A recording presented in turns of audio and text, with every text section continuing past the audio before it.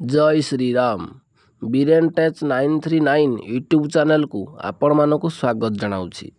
आज आम यही वीडियो माध्यम आलोचना करवा टॉप 5 निषेध आहार विषय।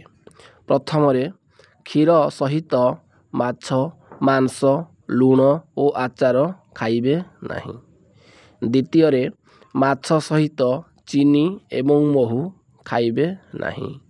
तृतीय कदली सहित दही एवं बेल खाइबे नहीं। चतुर्थ कंसा बासन घी रखिबेनी कारण यह विषाक्त हो जाए। पंचम घी एवं महू समभाव खाइले विषक्रिया होता है। एहीपरी नुआ नुआ वीडियो देखियापाई चैनल सहित जोड़ी हो रुहतु। चैनल को लाइक करंतु एवं चैनल को सब्सक्राइब को जमा भी भूलंतुनी। रहुछि जय श्री राम।